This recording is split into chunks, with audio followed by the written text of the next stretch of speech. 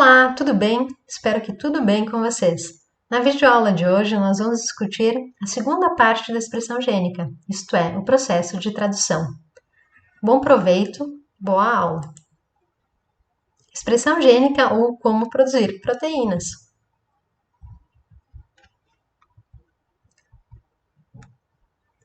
Nas nossas aulas anteriores, a gente viu que a expressão gênica ela é composta por dois processos, o processo de transcrição, e o processo de tradução.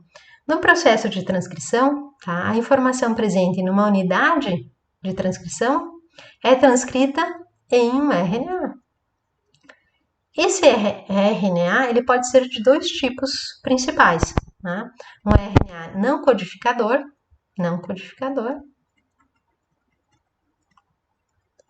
e pode ser um RNA codificador. O RNA codificador é um RNA chamado de RNA mensageiro, que a gente chama de mRNA. RNA mensageiro. Os RNAs mensageiros, eles vão ser traduzidos nas sequências de aminoácidos de uma proteína. Então, um RNA mensageiro é traduzido em uma cadeia polipeptídica. Portanto, o processo de tradução é a síntese de proteínas a partir da informação presente num RNA mensageiro.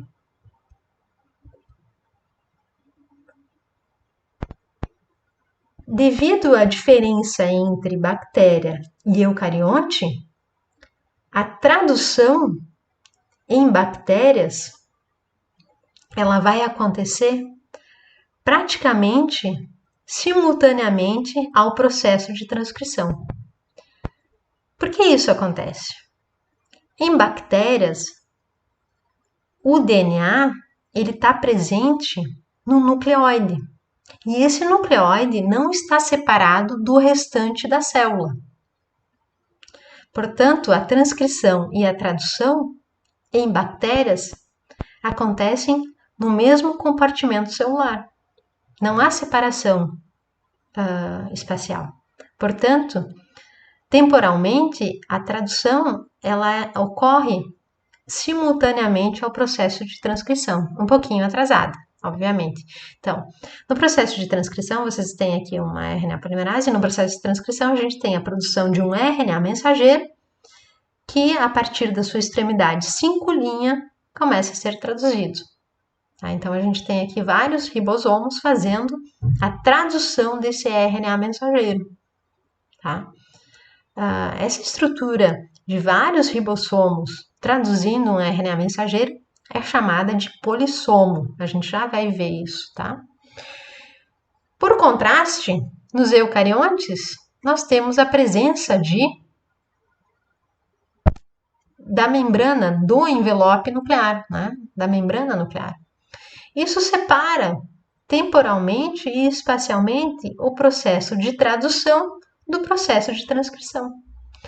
Os transcritos dos eucariontes sofrem várias modificações, porque esses transcritos eles têm que ser, os mensageiros, exportados para que ocorra a tradução no citoplasma.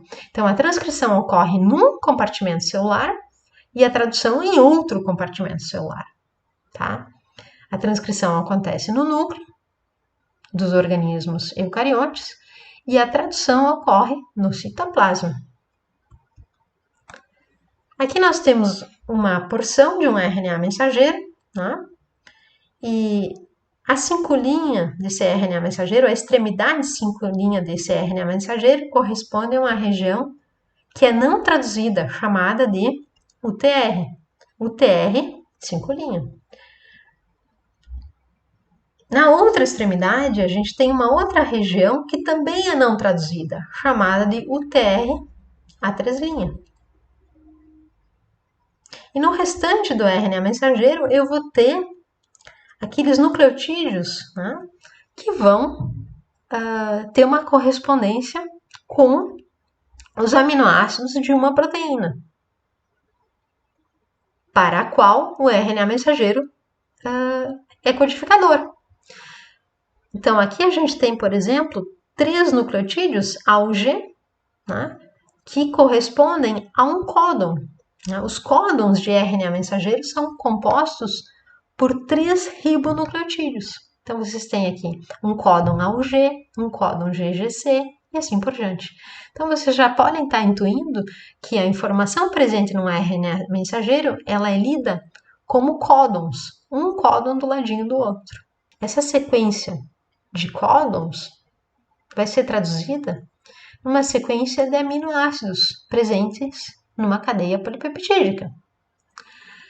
Essas 2 linguagens bioquímicas, elas são distintas. Aqui no RNA mensageiro, a gente tem uma linguagem que é composta por ribonucleotídeos.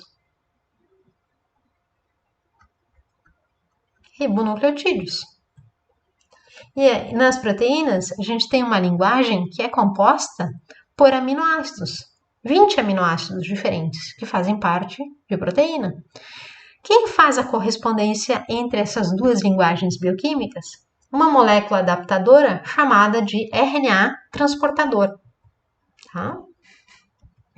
Então, um RNA transportador vai fazer a correspondência entre essas 2 linguagens.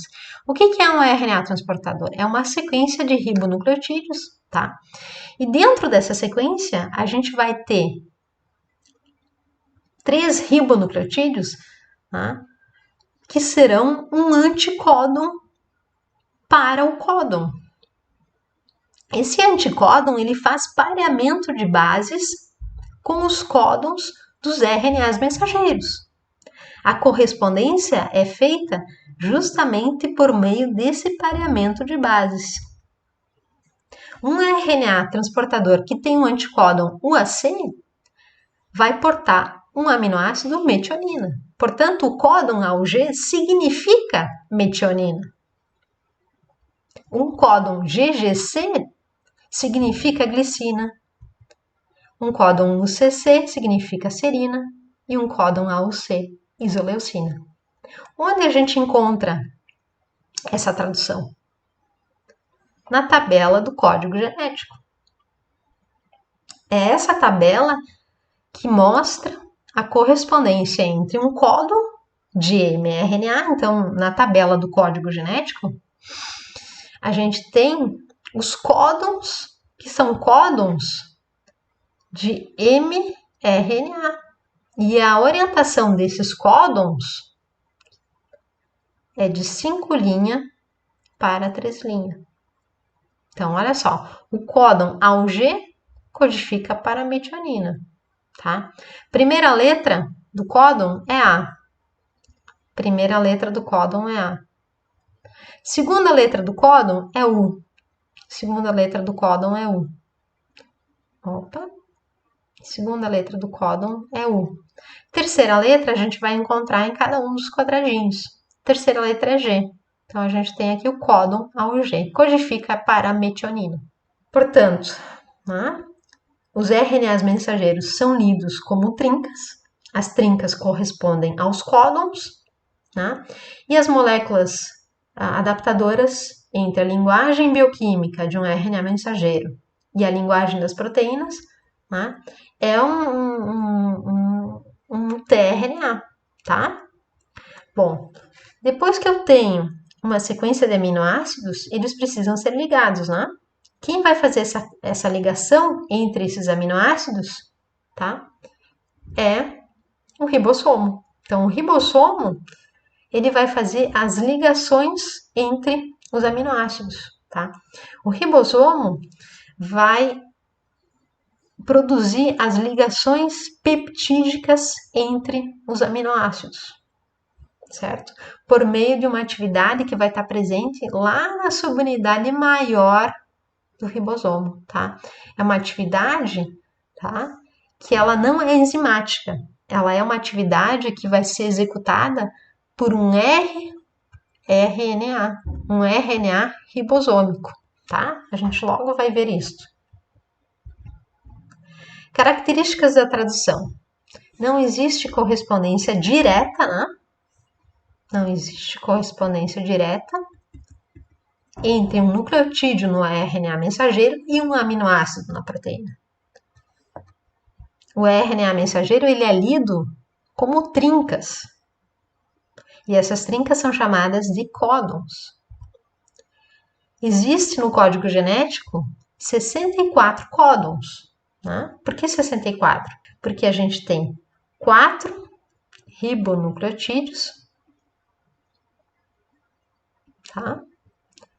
Combinados de 3 em 3. Então, isso aqui corresponde a 4 vezes 4 vezes 4. Isso vai me dar as 64 combinações possíveis, tá? 61 significam aminoácido, enquanto que 3 significam que a tradução deve parar. É um stop códon, tá? UAA, UAG e UGA. Logo, logo a gente vai ver isso, tá? E a metionina, internamente num RNA mensageiro, tá? O códon da metionina, AUG, esse códon interno em um RNA mensageiro significa metionina.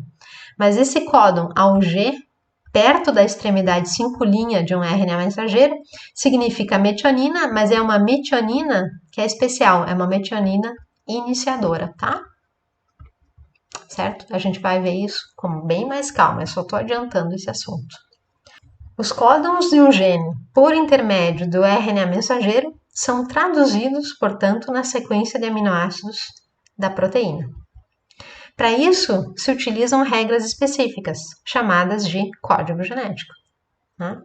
É aquela correspondência entre um códon e um aminoácido. Onde a gente tem esse código? Na tabela do código genético. Características da tradução, né? Vamos esmiuçar um pouquinho mais. Né? Não existe correspondência entre um nucleotídeo de um RNA mensageiro, né? e o aminoácido presente numa proteína. Não existe uma relação direta, tá? Quem vai fazer essa relação é uma molécula adaptadora chamada de RNA transportador. Se os tRNAs são tão importantes assim no processo de tradução, a gente tem que esmiuçar a estrutura dos tRNAs. A gente está vendo aqui a estrutura primária de um tRNA de fenilalanina. Olha só. Essa fenilalanina, esse tRNA de fenilalanina, tá? Tem uma estrutura primária que é uma sequência de ribonucleotídeos. Aqui vocês têm a extremidade 5' dessa sequência. Outra peculiaridade dos tRNAs é que eles têm também bases que são incomuns.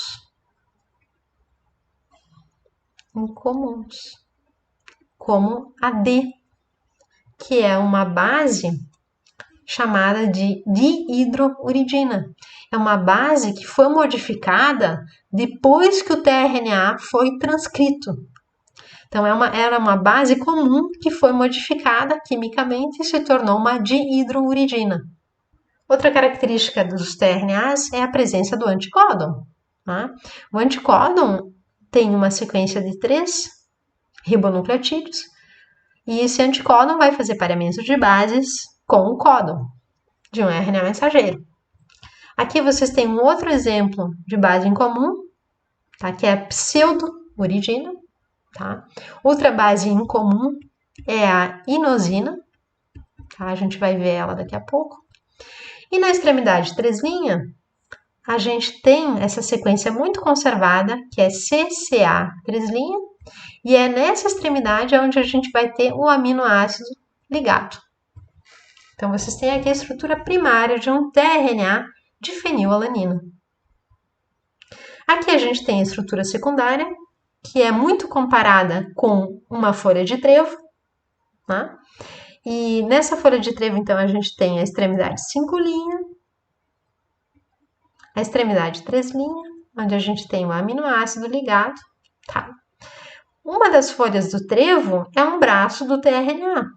Por exemplo, aqui a gente tem o braço D, é aquele braço que tem aquela dihidrouridina. Aqui nessa outra folhinha do trevo, a gente tem um braço do tRNA, que é um braço chamado de T, né? A gente tem uma timina aqui, exatamente, uma base em comum fazendo parte do tRNA, uma pseudo-uridina, tá? E uma citosina. Então, esse é o braço T, pseudo-uridina C. E o braço mais importante de todos é para esse aqui que a gente tem que olhar. Por quê?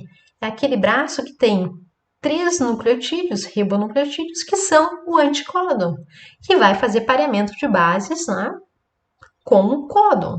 Tá? Nesse caso aqui, a gente vai fazer um exercício de pareamento. A gente tem aqui o tRNA sendo mostrado pela convenção, onde a gente tem a extremidade 5' para a esquerda e a extremidade 3' para a direita. Então, esse anticódon ele está na orientação de 5' para 3'. Vamos fazer um pareamento com o códon? Tá? Então, aqui eu tenho o códon, que está num mRNA. Tá? Como que eu descubro que esse códon codifica para fenilalanina? Como que eu descubro? Olhando para a tabela do código genético, tá? Certo? Mas a tabela do código genético, ela tem os códons em uma orientação que é de 5' para 3'. Portanto, olho, se eu tenho um códon que está na orientação 3' para 5', eu tenho que fazê-lo na orientação de 5' para 3'. Então, se aqui eu tenho C, U na versão antiparalela, eu vou ter UC, certo? E é esse código aqui que eu tenho que procurar aonde? No código genético, na tabela do código genético. Então, qual que é a primeira letra? É U. Qual que é a segunda? U. Qual que é a terceira? C. Então, aqui nessa coluna, eu tenho a primeira letra. Nessa linha, eu tenho a segunda letra. E dentro de cada quadrado, eu tenho a terceira letra. Vamos procurar o UC? Primeira letra, U, está aqui. Segunda letra, U, está aqui. Terceira letra, C. Então, UC. Está aqui o meu código, que corresponde a uma fenilalanina, certo? Então, esse tRNA, ele é um tRNA de fenilalanina, que carrega um aminoácido que é fenilalanina. Então, eu coloco aqui fenilalanina, certo? A gente já vai ver essa convenção também. Aqui a gente tem representada, então, a estrutura terciária dos tRNAs, que assume uma carinha que parece muito mais um L do que um trevo, né? Isso aqui é a estrutura terciária de um tRNA. Parece muito mais um L, né? Um L, uma letra L, né? Invertida, do que um trevo. E existe aqui uma convenção chave que eu quero passar para vocês, né? Então, o tRNA, ele é um tRNA de metionina. Por que eu sei que ele é um tRNA de metionina? Porque a especificidade dele é dada como um sobrescrito, que é colocado do lado direito do tRNA, da palavra tRNA. Então, esse é um tRNA de metionina, tá? Que porta um aminoácido metionina. Então, é um tRNA que está carregado com o seu aminoácido. É um tRNA de metionina que tem um anticódon que pareia com o códon de metionina, e esse tRNA ele está acilado, né? Aminoacilado. Pode falar acilado ou aminoacilado, ou ainda carregado. É um tRNA carregado. Ele carrega o que, gente? Um aminoácido. Qual aminoácido? A metionina. Poderia carregar outro aminoácido que não a metionina? Sim. Existe uma enzima que liga o tRNA específico ao seu aminoácido. Essa enzima ela pode errar. Ela pode ligar um tRNA match a por exemplo, um aminoácido fenilalanina, tá? É um erro, ok? Então a gente usa essa convenção-chave para indicar o tipo de tRNA que eu estou lidando e qual aminoácido que ele está portando, tá? Esse MET-tRNA, MET, ele pode ser chamado também de aminoácido, esse é o nome genérico, né? Aminoácido tRNA, certo? É um tRNA que porta o quê? Um aminoácido, certo? Outra convenção-chave, tá? Eu já usei ela com vocês, tá? No códon, a gente tem 3 letras, tá? Letra 1, letra 2 e letra 3. Como o anticódon ele é antiparalelo, né? Então, no anticódon, aqui é o ribonucleotídeo 1, aqui é o 2 e aqui é o 3. Então, essa contagem no anticódon, ela é antiparalela também. Perfeitinho?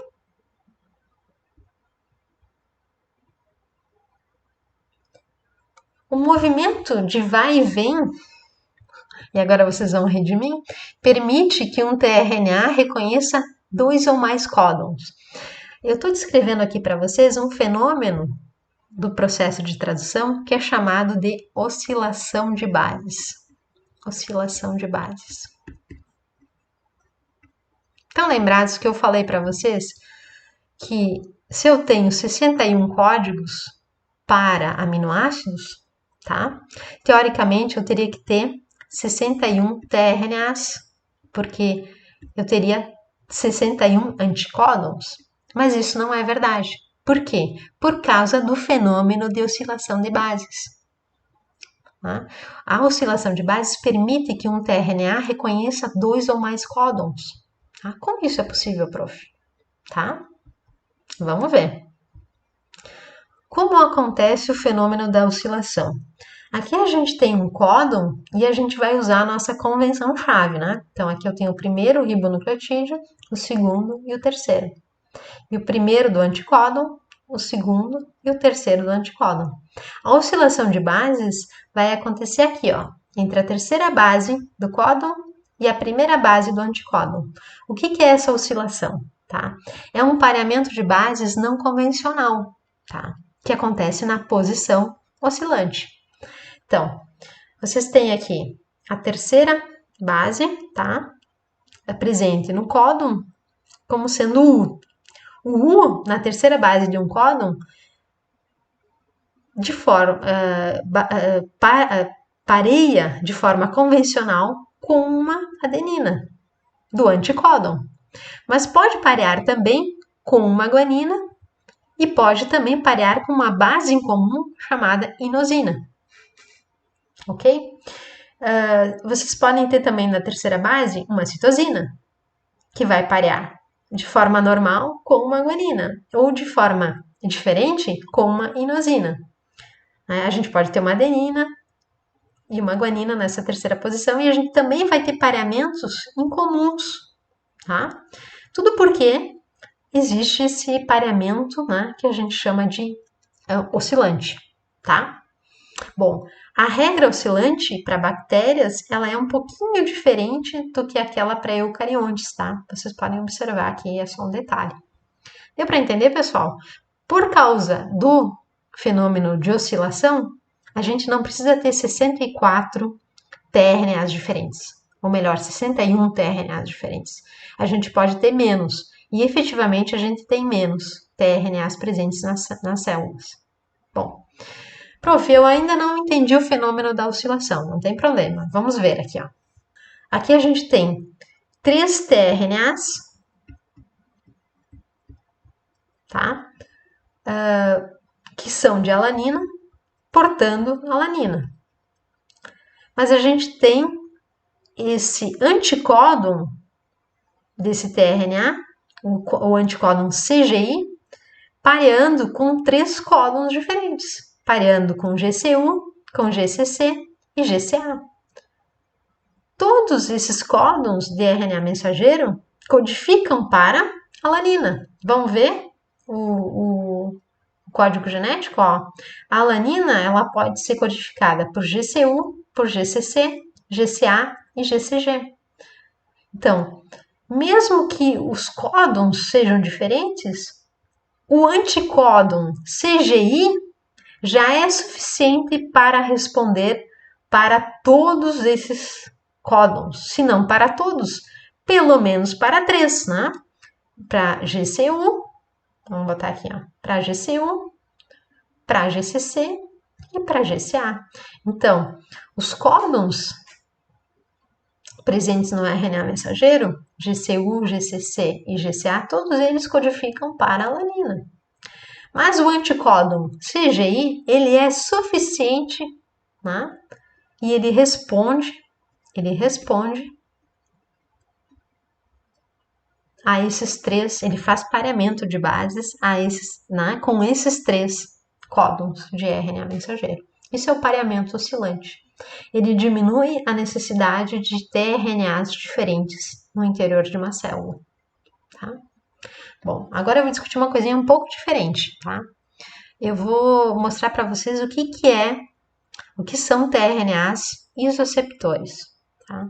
Vocês têm aqui 5 tRNAs que são isoceptores. São tRNAs que têm anticódons diferentes, que fazem pareamentos com códons diferentes, obviamente, né? Mas todos esses códons, eles codificam para leucina. Todos esses tRNAs e mais um sexto tRNA são tRNAs chamados de isoceptores. Por quê? Eles fazem pareamento de bases com códons que codificam para o mesmo aminoácido. No caso aqui do exemplo, leucina, tá? Códons que codificam para um mesmo aminoácido são chamados de códons sinônimos, tá? Como em português, sinônimos. Palavras sinônimas em português não são palavras diferentes que têm o mesmo significado? Então, códons diferentes que codificam para o mesmo aminoácido. São códons sinônimos, tá? E os tRNAs, tá? Que tem um anticódon que faz pareamento com esses códons sinônimos, são chamados de tRNAs isoceptores. Características gerais do código genético, tá? Bom, o código genético ele é composto por 64 códons, vocês já sabem isso. 64 códons. 61 com significado específico, né? Traduzido pelo anticódon do tRNA. Todos os aminoácidos são codificados por mais de um códon, com exceção da metionina e do triptofano. Códons sinônimos são aqueles códons que codificam para o mesmo aminoácido. E a universalidade do código genético sugere que esse se estabeleceu precocemente, muito cedo durante a evolução. Bom, aqui a gente tem então a tabela do código genético. Reparem nos 64 códons, tá? Em destaque aqui os códons de parada, de tradução. E em destaque aquele códon que codifica para a metionina, que é um códon também iniciador da tradução.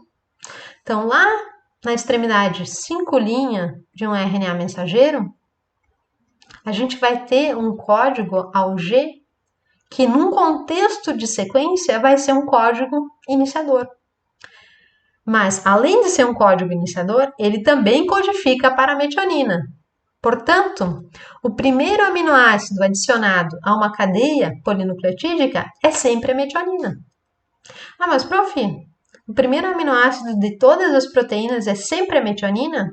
Sim, mas as proteínas e cadeias polipeptídicas, muitas vezes, elas sofrem mudanças pós-traducionais. E uma dessas mudanças inclui a remoção dessa metionina, tá? Então, muitas vezes, essa metionina é removida das cadeias polipeptídicas. A metionina da posição 1, não as metioninas internas. Então, esse código AUG ele é muito especial, porque ele codifica para a metionina Ele é também um código iniciador da tradução, lá na extremidade 5' de um RNA mensageiro, tá? Então, novamente, a gente tem aqui códons que são sinônimos, né? A leucina tem 6 códons sinônimos, né? E aqui a gente tem numa tabela que eu adoro, né? Que ela mostra, né? Que a gente tem, por exemplo, 3 aminoácidos, né? Que são codificados por 6 códons. Alguns outros aminoácidos codificados por 4 códons, perdão. A isoleucina é codificada por 3 códons. Vários aminoácidos são codificados por 2 códons. E o triptofano e a metionina são codificados por um único código, um único códon. O código genético é quase universal. A exceção, né, ela confirma a regra. Né? Então, por exemplo, em micoplasma, a gente tem o UGA. O que é o UGA?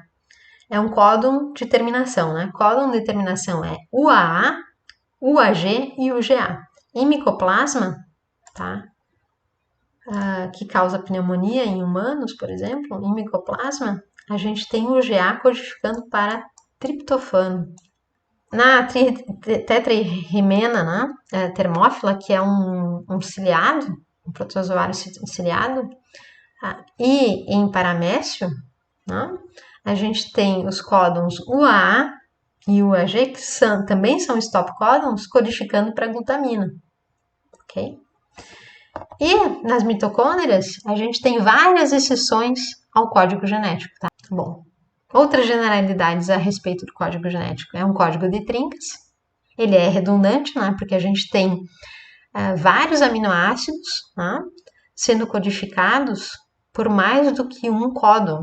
Né? A gente viu ali, por exemplo, aminoácidos, um aminoácido específico, por exemplo, a leucina, sendo codificada por mais do que um códon. E ele é um código também que é não ambíguo. O uracila, é sempre fenilalanina, não é metionina. A UG é sempre metionina, não é fenilalanina e não é nenhum outro aminoácido. Então é um código que ele não é ambíguo, não existe espaço para dúvida no código genético. A UG é metionina, não é outro aminoácido. Ele é um código não ambíguo. Existem sinais de iniciação da tradução e existem sinais de término da tradução. Tá? Vamos falar disso? Os códons de iniciação da tradução, né, aqui sendo mostrados como sequências codificantes presentes no DNA, o códon de iniciação da tradução e o códon de terminação da tradução define uma sequência de nucleotídeos, né, de nucleotídeos, né, uma sequência de nucleotídeos, vamos fazer essa sequência aqui, chamada de ORF. Tá? Esse códon iniciador, tá?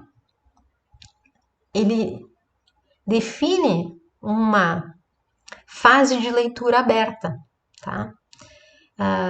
Aqui a gente tem a informação para a produção de uma proteína. Ok? Então, o códon iniciador da tradução e o códon terminador da tradução definem essa região, tá? Que é uma fase, é uma ORF, né? É uma fase de leitura aberta. Fica definido aqui uma fase de leitura aberta. A gente fala assim. Por que ORF, né? ORF é de Open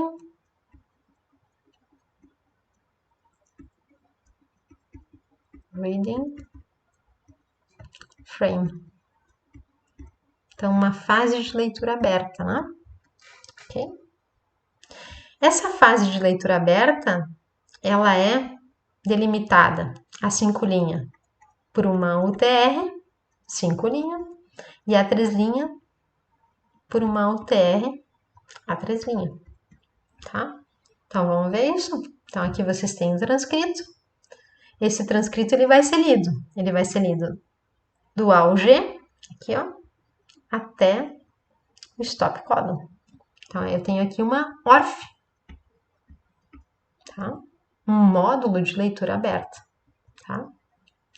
Aqui a gente tem os códons de término e aqui 2 códons de iniciação da tradição que são códons alternativos, tá? Isso aqui é só um detalhe e vocês podem até ignorar.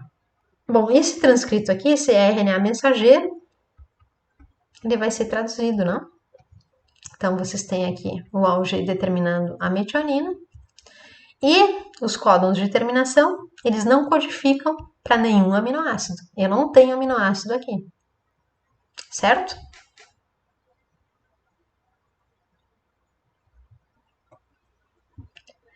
Bom, quem é que liga o aminoácido, um aminoácido específico, ao seu tRNA? Quem é que faz a síntese do aminoacil tRNA? Uma enzima chamada de aminoacil tRNA sintetase. Então, é uma enzima, tá, pessoal? É uma enzima que liga o aminoácido ao tRNA dele, tá?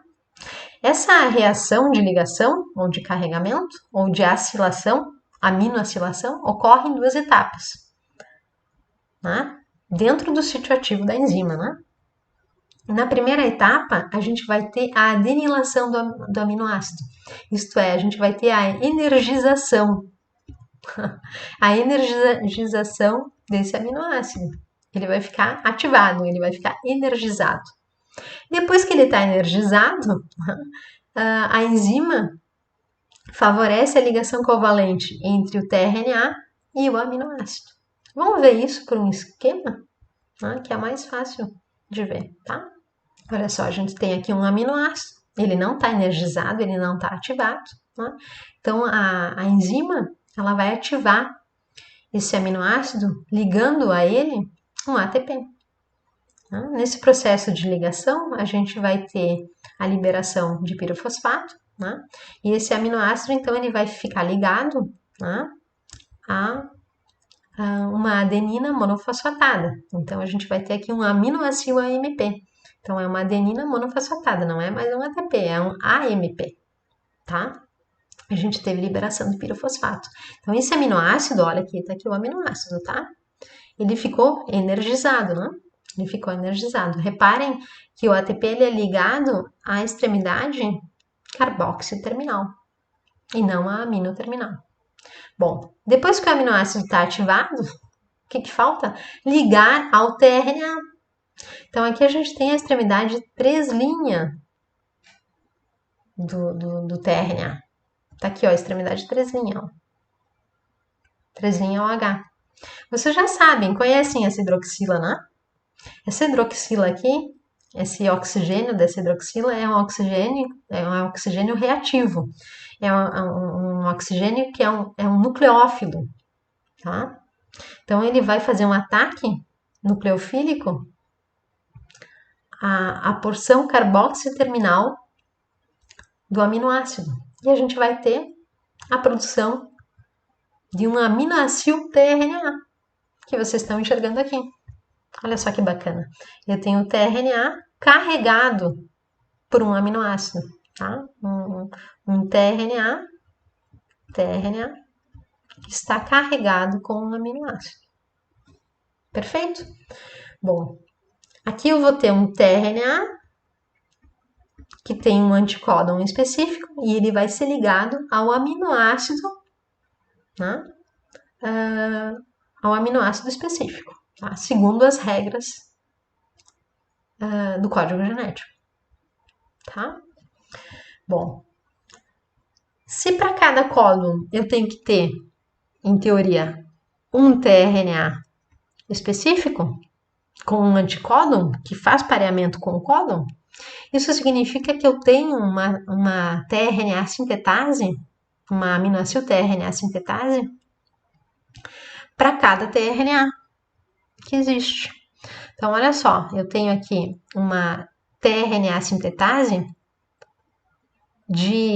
eu tenho uma sintetase aqui, uma aminoacil tRNA sintetase que faz a ligação do tRNA da fenilalanina com o aminoácido fenilalanina. Isso é só um exemplo. Aqui a gente tem outra aminoácido tRNA sintetase, ligando um tRNA de glicina ao aminoácido glicina, e assim por diante. Bom, falamos bastante do tRNA. Por quê? Ele é uma molécula adaptadora no processo da tradução. Agora a gente tem que falar do ribossomo.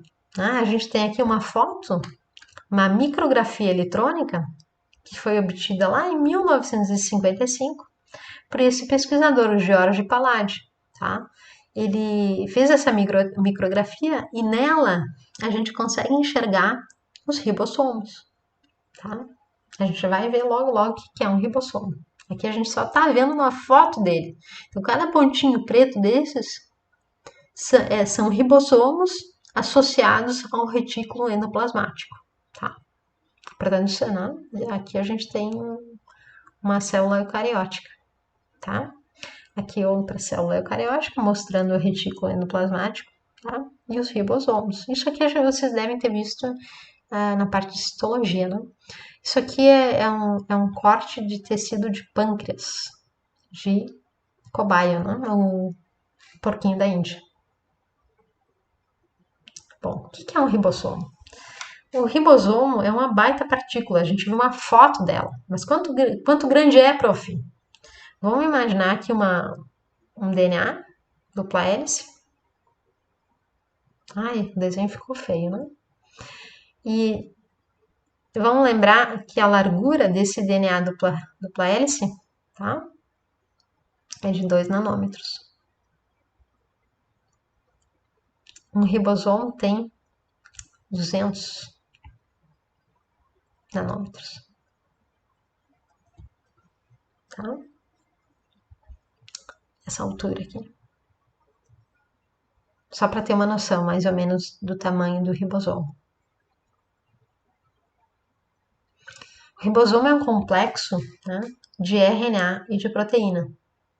E ele é composto por 2 subunidades, que são denominadas de acordo com seus coeficientes de sedimentação. Isto é, se faz um ensaio onde se observa a cinética de sedimentação dessas partículas. E essas subunidades são denominadas segundo a velocidade desse ensaio, tá? Então, a gente tem, por exemplo, o ribossomo procariótico, que ele é um ribossomo que a gente diz que ele é de 70S, tá? Então, esse S é de Svedberg, que é a unidade na qual se mede, né? Então, esse coeficiente de sedimentação, tá? Bom, quanto de RNA um ribossomo tem? E quanto que ele tem de proteína? É mais ou menos assim, 60% e 40%. Então, professora, o RNA ele é quase mais importante que a proteína, não somente em termos de quantidade, mas também em termos de função. A proteína no ribossomo, ela tem quase que uma função quase que exclusivamente estrutural, tá? O RNA que vai ser importante para a função do ribossomo em termos de união de aminoácidos e em termos de processo de tradução. Então, os RNAs é que vão fazer o papel aqui importante dentro do ribossomo. Então, nesse sentido, os RNAs ribossomais, né, eles são chamados de ribosimas, porque esses RNAs ribossomais são responsáveis pela catálise da formação da ligação peptídica, tá? Então, são esses RNAs que vão fazer a ligação entre os aminoácidos, tá? Bom, os ribossomos procarióticos e eucarióticos, eles são levemente diferentes, tá? Os ribossomos procarióticos são menores do que os eucarióticos, tá? E eles diferem em relação à quantidade de RNAs ribossômicos também, e em relação a alguns detalhes das estruturas desses RNAs ribossômicos. Bom, cada subunidade de um ribossomo, né, são 2 subunidades, uma maior e uma menor, são compostas, então, por proteínas ribossômicas, tá? E de RNA ribosômico, que também são denominados segundo o coeficiente de sedimentação deles. Bom, aqui a gente tem um ribossomo procariótico, né, separado em suas partes, né? Então ele tem proteínas ribossomais e ele tem rRNAs, RNAs ribossômicos, tá? Então na subunidade maior a gente tem dois RNAs ribossômicos, o 5S e o 23S. E eu estou chamando a atenção para esse RNA ribossômico chamado 23S porque ele é um RNA que vai fazer a união dos aminoácidos. É esse RNA, o 23S, que tem essa atividade, né, tipo enzimática, porque ele vai reduzir a energia necessária para que esses aminoácidos sejam ligados, né? É ele que vai fazer, é esse RNA ribosômico que vai fazer as ligações peptídicas entre os aminoácidos, tá? A subunidade menor tem um RNA ribosômico chamado 16S, que vai ser importante para o início da tradução, certo? Reparem que um está na subunidade menor, tá? O 16S RNA está na subunidade menor, ele é importante para o início da tradução. E o RNA ribosômico 23S está na subunidade maior, que é o centro catalítico do ribossomo. E aqui vocês têm um ribossomo eucariótico. Reparem que o ribossomo eucariótico, ele tem um RNA ribossômico a mais, em comparação com o procariótico, e os coeficientes de sedimentação desses RNAs, eles são um pouquinho diferentes, tá? Só para exemplificar, só para ilustrar, vocês têm aqui um RNA ribossômico pequeno, tá? Tendo a sua estrutura mostrada para organismos dos 3 domínios da vida. Então, vocês têm aqui bactéria, arqueia e eucariontes. Reparem que as regiões verdes, tá, chamam a atenção para o que há de similar, igual, né, nesses RNAs, nesses 3 RNAs ribossômicos. A parte lilás é levemente diferente, a parte vermelha também levemente diferente, e a parte aqui rosinha, levemente diferente também. A gente pode até fazer um exercício muito rapidamente aqui, né? Reparem que essa parte vermelha, por exemplo, ela é muito similar entre o RNA ribossômico de arqueia e eucarionte, mas é mais diferente em bactéria. Mas a parte rosinha, ó, é mais parecido entre bactéria e arqueia e mais diferente entre, né, quando a gente olha para eucarionte. E a lilazinha, ó, ela é diferente nos 3 domínios da vida. Curioso, né? Bom, a gente tem aqui um ribossomo e a gente vai definir aqui as partes desse ribossomo, tá? Então, a gente tem aqui a subunidade maior de um ribossomo, tá? A subunidade 50S de procarionte, a subunidade menor, tá? E nesse ribossomo completo, a gente tem 3 sítios que são importantes para a síntese proteica. O sítio E, o sítio P e o sítio A. Reparem que esses sítios, eles atravessam a subunidade menor e maior. Menor e maior, perdão. Menor e maior. Eles atravessam, né? De uma subunidade para outra. Ok? Na subunidade maior, eu tenho o centro catalítico do ribossomo, né? Que é o centro de peptidiltransferase. Essa atividade de peptidiltransferase não é uma atividade enzimática. Ela é uma atividade que vai ser executada pelo RNA ribossômico 23S, que está presente justamente na subunidade maior. A subunidade menor do RNA do ribossomo é o centro de decodificação do ribossomo, porque é na subunidade menor que a gente tem o RNA mensageiro interagindo com o anticódon dos tRNAs, certo? Então, é aqui nessa porção do ribossomo, na subunidade menor, que a gente tem a atividade de decodificação, quando um anticódon faz pareamento de bases com o códon do aminoácido, ok? Vamos definir de forma melhor o sítio A, o sítio P e o sítio E.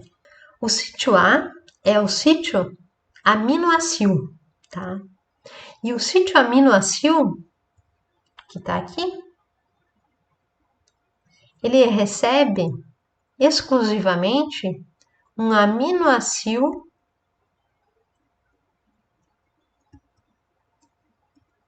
tRNA. Então, o sítio A é o sítio aminoácido. Ele vai receber os aminoácidos tRNAs, os tRNAs que portam um aminoácido. Qual o aminoácido, prof? Vai depender do códon que está presente aqui, ó, sendo apresentado para o sítio. O códon que está presente no RNA mensageiro. O que é o sítio P? O sítio P é o sítio peptídeo.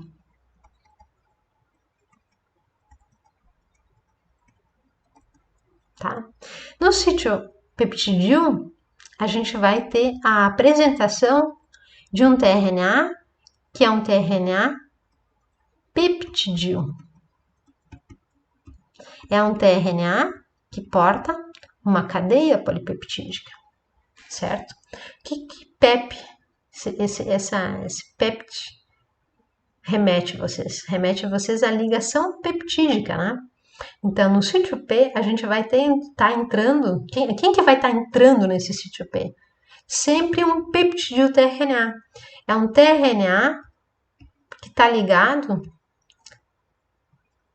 a 2 aminoácidos ou mais. É um tRNA que está ligado a uma cadeia polipeptídica.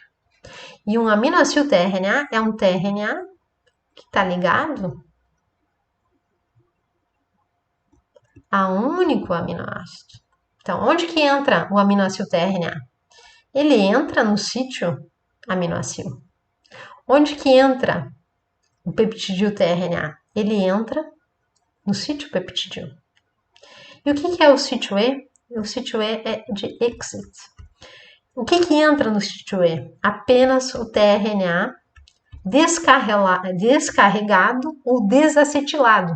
É um tRNA sem o seu aminoácido. Sem o aminoácido, certo? Bom, existe uma exceção, pessoal. No processo de início da tradução,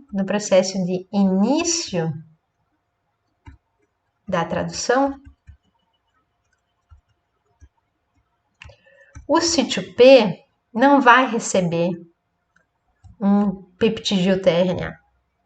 No início do processo de tradução, o sítio P vai receber um aminoácido tRNA.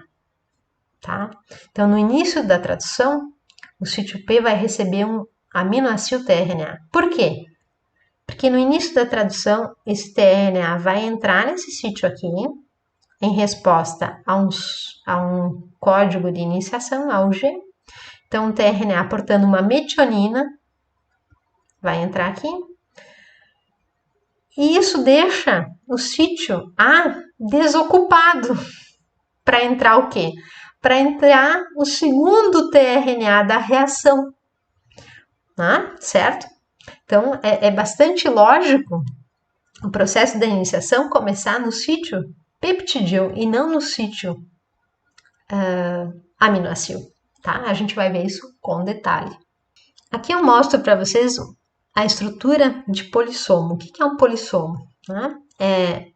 Isso aqui está sendo mostrado em organismo procarioto. Tá? O polissomo ele existe também em eucarionte, tá? Mas aqui eu estou mostrando o processo em procarionte. Por quê? Porque eu estou tendo o processo de transcrição aparecendo junto com o processo de tradução. Então, o que é o polissomo? Né? É quando eu tenho vários ribossomos entrando em fila para traduzir um RNA mensageiro. Então, a gente tem polissomos em procariontes e em eucariontes. Eu estou mostrando aqui em procarionte, tá? Isso é a estrutura de polissomo, né? Quando a gente tem vários ribosomos entrando em fila para traduzir um RNA mensageiro.